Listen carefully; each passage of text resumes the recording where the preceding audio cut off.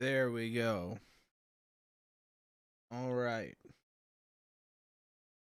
Da da da da da da da da.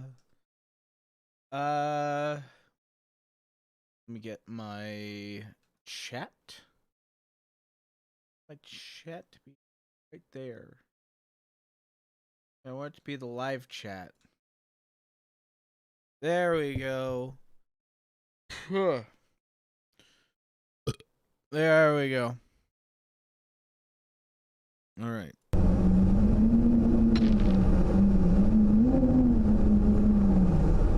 We are getting over it with Bennet Foddy. I'm gonna go back here again. I'm gonna turn down the volume on the game. I'm gonna set the limiter to be about. I think. I think about -20 is probably good for the game, but I'm not sure. Well, actually, nah. I'm gonna leave the game where it is. I'm not gonna mess with audio settings right now. All I will do is disable the preview. I'm not even gonna worry about what's going on YouTube's end, really. I'm just gonna go with it. I have 4.5 hours in this game, and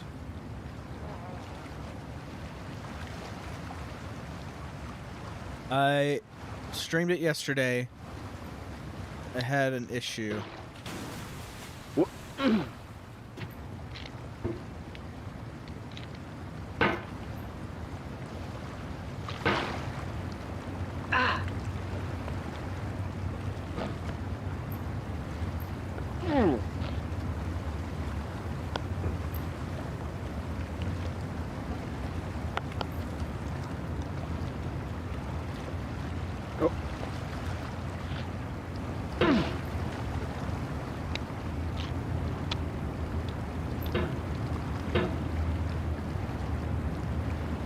There's no feeling more intense than starting over. If you deleted your homework the day before it was due, as I have, or if you left your wallet at home and you have to go back after spending an hour in the commute. If you won some money at the casino and then put all your winnings on red but it came up black. If you got your best shirt dry cleaned before a wedding and then immediately dropped food on it. If you won an argument with a friend and then later discovered that they just returned to their original view. Starting over is harder than starting up. If you're not ready for that, like if you've already had a bad day, then what you're about to go through might be too much. Feel free to go away and come back. I'll be here. Alright, thanks for coming with me on this trip. I'll understand if you have to take a break at any point. Just find a safe place to stop and quit the game. And don't worry, I'll save your progress, always. Even your mistakes. This game is a homage to a free game that came out in 2002, titled Sexy Hiking. The author of that game was Jazuo, a mysterious Czech designer who was known at the time as the father of B games.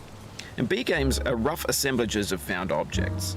Designers slap them together very quickly and freely, and they're often too rough and unfriendly to gain much of a following. They're built more for the joy of building them than as polished products.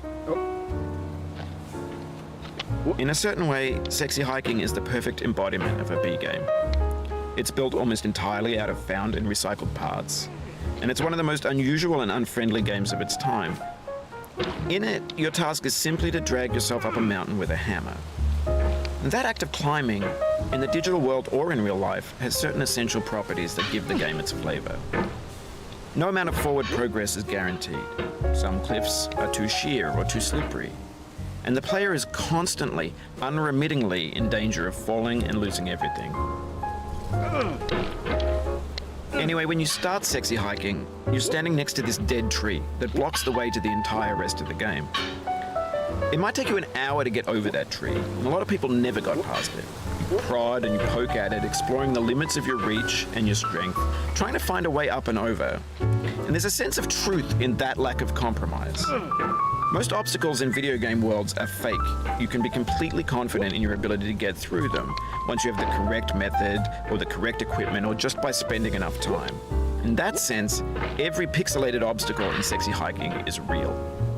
The obstacles in Sexy Hiking are unyielding, and that makes the game uniquely frustrating. But I'm not sure Jazzuo intended to make a frustrating game. The frustration is just essential to the act of climbing, and it's authentic to the process of building a game about climbing. A funny thing happened to me as I was building this mountain. I'd have an idea for a new obstacle, and I'd build it, test it, and it would usually turn out to be unreasonably hard. But I couldn't bring myself to make it easier. It already felt like my inability to get past the new obstacle was my fault as a player rather than as a builder. Imaginary mountains build themselves from our efforts to climb them. Oops. And it's our repeated attempts to reach the summit that turns those mountains into something real. When you're building a video game world, you're building with ideas. And that can be like working with quickset cement. You mold your ideas into a certain shape that can be played with, and in the process of playing with them, they begin to harden and set until they're immutable, like rock. And at that point, you can't change the world. Not without breaking it into pieces and starting fresh with new ideas. Ah, fuck. For years now, people have been predicting that games would soon be made out of prefabricated objects, bought in a store and assembled into a world. And for the most part, that hasn't happened, because the objects in the stores are trash. I don't mean they look bad or that they're badly made, although a lot of them are. I mean they're trash in the way that food becomes trash as soon as you put it in the sink.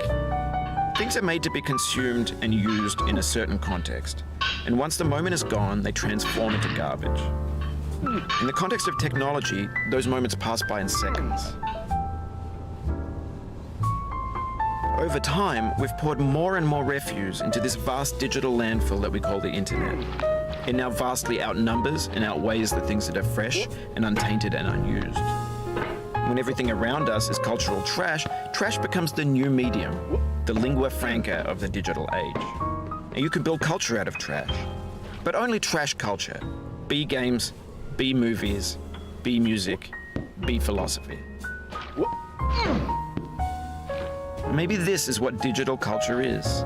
A monstrous mountain of trash, the ash heap of creativity's fountain. A landfill with everything we ever thought of in it. Grand, infinite, and unsorted. There's 3D models of breakfast, Gen X's fanfic novels, scan magazines, green screen Shia LaBeouf, banned snuff scenes on LiveLeak.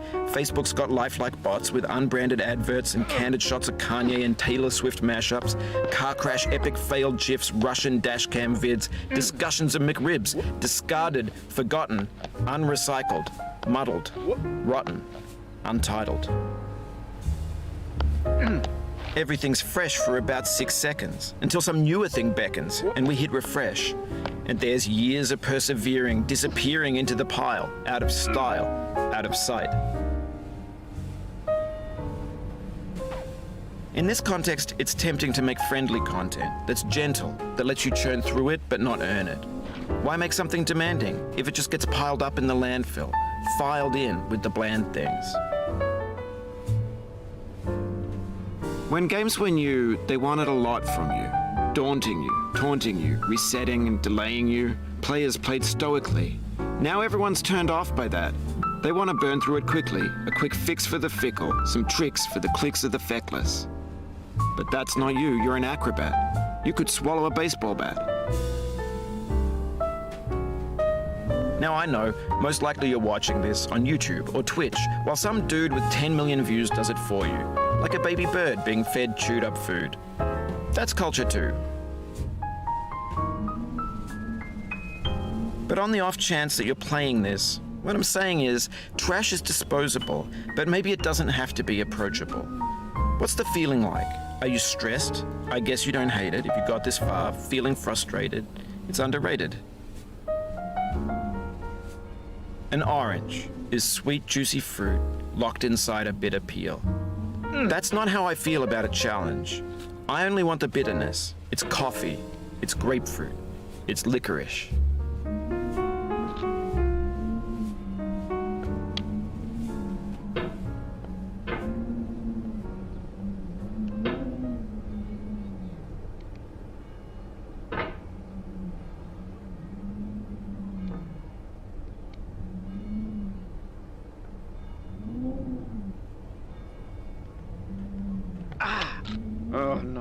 you just lost a lot of progress. That's a deep frustration, a real punch in the gut.